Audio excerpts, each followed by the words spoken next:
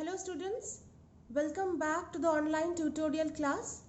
This is Indrani Roy, your English teacher, and today we will start a new lesson. The name of the lesson is One World. Before starting with the lesson, let's learn something about the poet. SAFDER HASHMI, who was born on 12th of April 1954 and died on 2nd January 1989, was a communist playwright and director, best known for his work with street theatre in India. He was also an actor, lyricist and theorist, and he is still considered an important voice in Indian political theatre. He was also an activist of the Students' Federation of India, that is SFI. He was a founding member of Jana Natya Manch, People's Theatre Front, the short name for which is Janam, in 1973, which grew out of the Indian People's Theatre Association. He was murdered in 1989 in Jhandapur while performing a street play, Halla Bol. The poem that we will read now, One World, is actually a dialogue between Akbar and Birbal. This poem is also a translation of a Hindi poem named Duniya Sabki by the poet SAFDER HASHMI. So now let's see who Akbar and Birbal actually was. Let's check out. Akbar, whose full name was Jalaluddin Muhammad Akbar, born on October 15, 1542 in Umarkot, which is now in Sindh province of Pakistan, died on October 25, 1605 in Agra, India, is the greatest of the Mughal emperors of India. He reigned from 1556 to 1605 and extended Mughal power over most of the Indian subcontinent. Now let's see who Birbal was. Birbal, born on 1528 and died on 1586, was the Prime Minister of Akbar. He was one of the 9 advisors and most responsible member. He was the first person after Akbar who accepted the religion Din-e-Ilahi. Now let me inform you in this context that Din-e-Ilahi is a religion that was founded by Akbar himself. Birbal was famous for his presence of mind and his intelligence. Akbar and Birbal stories are very famous for their moral wit and intelligence. Akbar was the king and Birbal was his courtsman. Birbal was witty and Akbar depended on him for tough decisions. These court stories later became famous as Akbar and Birbal stories. Now let's know something more about Akbar Birbal folk tales. Akbar Birbal folk tales were passed on mainly by oral tradition. They focus on how Birbal manages to outsmart envious courtiers who try to trap and portray him in poor light in front of Akbar, often in a humorous manner with him shown giving sharp and intelligent responses. Others show his interactions with the emperor, which involve him trying to test Birbal's wit and Birbal making him realize his folly, which always ends with Akbar getting amused and impressed. So our poem One World is actually a dialogue between both of them and it falls in the second category. Now let's move on to the poem. So now you can see the text on your screens, children. Let's begin with the explanation of the poem. You know old Akbar, one time king? He thought he knew most everything. Cross his path, at you he threw a torrent of words on how much he knew. So the poem goes like this, that you know old Akbar, that means do you know old Akbar, who was a king at one point of time? He thought that he knew everything that is there in the world. He was aware of everything that he can see, that he can feel, okay? So whenever somebody used to cross his path, at them he used to throw a torrent of words. That means he used to speak a lot of words that expressed his proudness. And what he used to say? I have seen the whole wild world, you bet. The moon, the stars, sun and set, mountains, forests, rivers, streams, islands, oceans, the wave that gleams, town and village, big and small, house and hearth, I have seen them all. So whenever someone used to pass across him, he used to say that I know everything. I have seen everything in my life. I have seen the moon, the stars, sun, how the sun rises and how the sun sets. I have seen the mountains, the forests, the rivers, the streams, islands, town and village. Okay, everything I have seen. I have visited, I have went, I have conquered so many places, so many things that I know each and everything. In those days, the kings used to fought battles and they used to conquer particular regions. So in this way, he also has fought many battles. That's why he is boasting that I know, I have seen everything, I know everything. Now, so he is continuing in the next stanza also, in the second stanza also. Give me the people, give me the crowns, success and failure, ups and downs, drums and cymbals, playing cards, theatre, entertainment, all of the arts. I have watched the wheel of politics turn, saints and sinners, what's left to learn?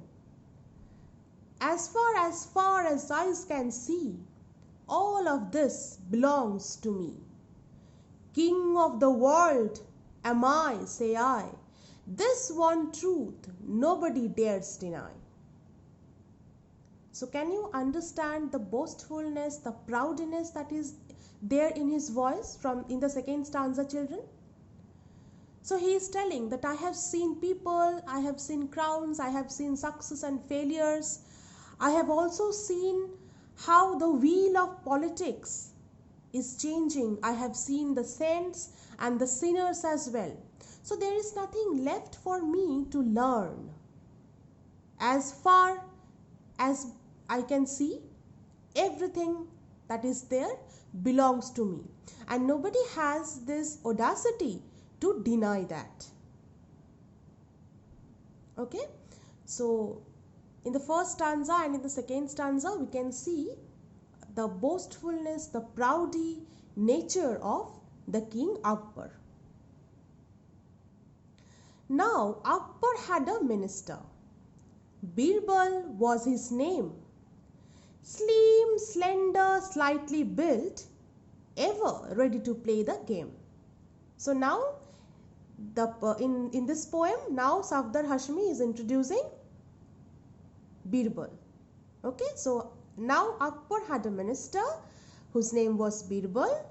And how was he? He was slim, slender, slightly built, ever ready to play the game. Now, he saw the bug his king had caught. He was sharp, not one to miss. Pride it was, he knew for sure, that made the Badshah speak like this. So Birbal understood that because of his Akbar's proudness, he is speaking in this way. He is speaking in this manner. Okay. So he saw the bug his king has caught. Bug means an insect or an illness. In your book it's given an illness. So he understood that what kind of illness he is suffering from. Akbar is suffering from. He is suffering from the illness of pride. And Akbar, we know that he was very intelligent, okay, and he did not miss this one. Now, one day a stroll King Akbar took across the rambling palace grounds, and right there in the courtyard tripped on someone that he found. So one day he was walking in his palace grounds across the rambling palace grounds. What is the meaning of rambling, children? Rambling means large and spreading out in many directions. Okay, so one day Akbar was taking a walk in a leisurely manner. Stroll means to take a walk in a leisurely way. Okay, across the large palace grounds. Okay. And right there in the courtyard, tripped right there when he was walking, he collided with something, okay? On someone that he found. So he found someone was lying there in the courtyard. Red with anger, Akbar got. He unleashed a mighty jab. So he became very furious. He became very angry. And he is saying, "Get up, you sadhu!" Akbar shrieked. "Listen to me, don't gab. This courtyard that you make your bed belongs to me. Each leaf, each blade of grass that grows is mine. Can't you see?" So he was very furious, he was very angry, and he is telling, "Get up, please. Why are you lying here? This courtyard that, on which you have lied down is mine. Without my permission, you cannot lay down here." The sadhu raised his neck just so, scratched his ear, twitched his nose, stretched long and lazy arms and legs, cracked first his knuckles, then his toes, eyes half closed, he spoke with ease. Okay, so though Akbar was furious, the sadhu was not at all angry and he was not at all worried. Okay, so he is telling he was very comfortable in that position. So now he speaks. "Each blade of grass, so fresh and green, is yours, you say?" So he is telling that, okay, that means each blade of grass, every leaf that is here is yours, you say? And then to tease, deluded you have been. So he is telling, no, how can it be? Deluded meaning made to believe something that is not true. So he is just teasing Akbar that no, you're not telling right. This can't be yours. Akbar growled and growled some more. He became furious again. "Get you up, you make me sore. The grass, the green, all the leaves, the hives of all the honeybees, each minaret in Fatehpur, my friend, all the walls from end to end, dome, window, every door, stone on rock and sand on shore, every bit of grit and green is mine. all mine, only mine. So he is telling that you are making me upset. What is the meaning of sore? To become upset. So he became more angry, and he is telling that you are making me sore. You are making me upset. The grass, the leaves, the hives of the honeybees, the minaret in Fatehpur, everything is mine. The dome, the windows, every door, even the stone on rock and sand on shore. Everything is mine, all mine, only mine. He opened wide his half-shut eyes. About whom the line is speaking? About the sadhu. So he opened wide his half-shut eyes. The sadhu stroked his beard, parted his lips as if to speak, then pursed them tight as if he feared. In a scared and little voice,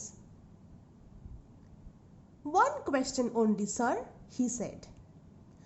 "How many years have you lived here in Fatehpur, king born and bred?" So now the sadhu is asking this question. That, "Sir, only one question I want to ask." And what is that? How many years have you lived here in Fatehpur? Now Akbar is telling. "In this palace," Akbar said, "in this palace was I born. In this palace," Akbar said, "I saw my very first morn." So boastfully he is telling that in this palace I was born, and in this palace only, from this palace only, I saw my first morning. Morn means morning. So now again the sadhu is telling, "Who was king before you, Badshah? Trumpets sounded in whose glory?" So again he is questioning that, okay, fine, but who was the king before you? The trumpets, that means trumpets is a musical instrument. So trumpets sounded in whose glory? Then again Akbar is replying back, "Oh, Sadhuji, you are so dumb. Sadhuji, you are so stupid. Don't you know my Abbaji? Don't you know my father?" Who was Akbar's father, children? Humayun. Okay, Humayun was Akbar's father. So, don't you know my Abbaji? And before your father, sir, who lived here? Do you know? So again the sadhu is questioning. Okay, before your Abbaji, who was there? Then again Akbar is replying, "Grandpa Babar, Sahin Shah, many called him so. Who lived here long before them all?" Again the sadhu is questioning. See, who lived here long before them all? So before Humayun, before Babar, who lived here? Who ruled long before them all? And when they died, why did they leave things in ruins to fall?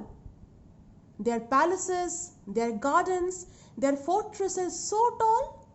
Tell me, Akbar bhai, some history let's recall. They spent some moments of their lives on this earth called home, and then moved on ahead alone, each and every one.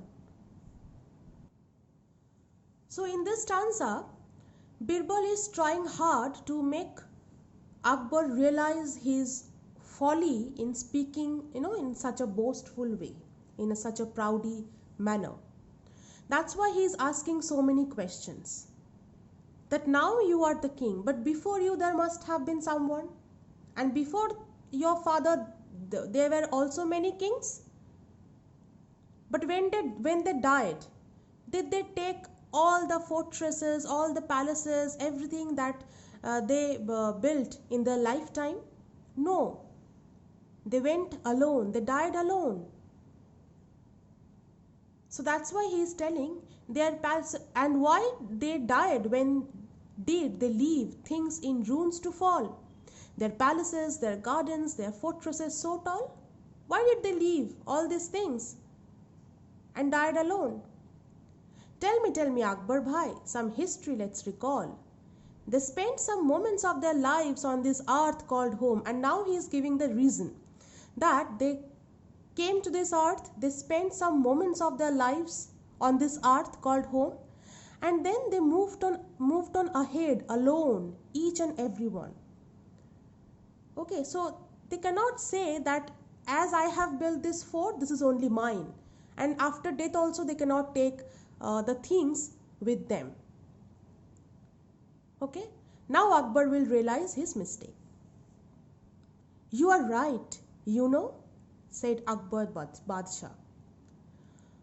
Oh Sadhu Maharaj, I am not the only one to have ruled this land so large.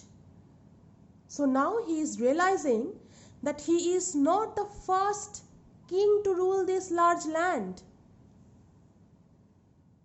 There were many kings who came, who ruled, who conquered, and who had already died. Now the sadhu is again speaking. He is telling, your fortress is an inn, my friend, the sadhu said. He spoke his mind. So now Birbal will speak his heart out.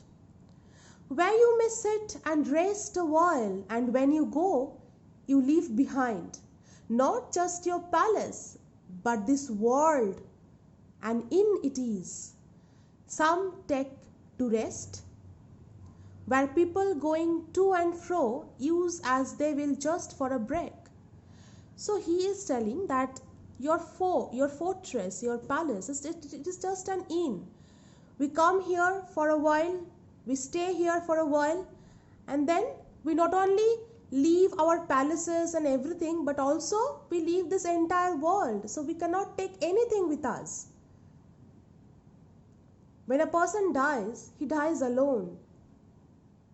He cannot even take his family members. So forget about the possession, about his possession.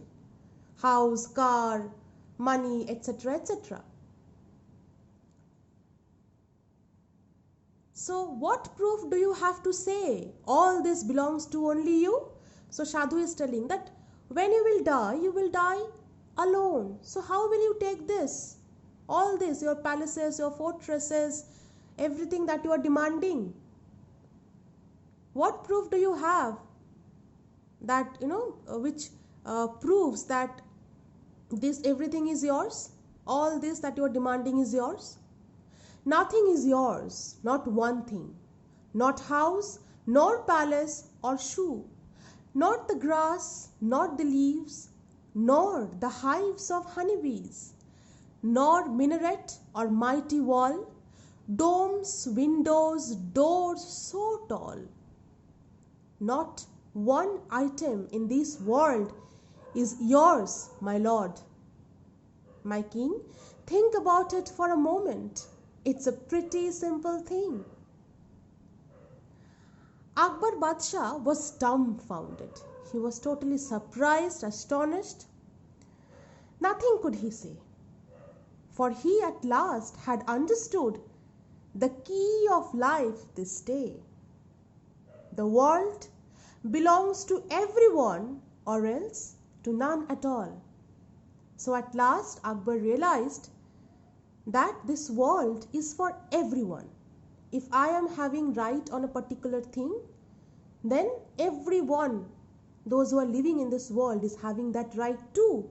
I cannot say that this thing only belongs to me, because I will not be here forever. I have to go, leaving everything beside. This was the secret he did not know. So Akbar was not aware of this secret. That made him trip and fall. So because of this, his pride, his boastfulness, he used to fail in many things. So this was a secret he did not know that made him trip and fall. The king was quiet. The sadhu smiled. Now we will have a twist in the poem. Okay, children? Let's see the twist. He winked at him and said, I fooled you, king. I am Birbal. As his disguise he shed. So Birbal was actually the sadhu. Birbal disguised himself as the sadhu just to teach Akbar the lesson, just to teach him the key of life. Okay? You mean you could not guess, my lord? How will you rule? He shook his head. So he is again questioning that you could not recognize me. How will you rule, my king? Akbar said to Birbal, you took me for a ride. The sadhu has my grateful thanks for puncturing my pride. So at the end, Akbar understood his mistakes, his folly, his foolishness, and he said that you have helped me to realize my mistakes. You took me for a ride. The sadhu has my grateful thanks for puncturing my pride. So Akbar is very thankful to Birbal for puncturing his pride. That means for destroying his pride, his proudness, his boastfulness. Okay. So our lesson ends here, children. I hope you have understood this beautiful poem by SAFDER HASHMI. So in the next video, we will again learn a new chapter. So till then, take care. Bye.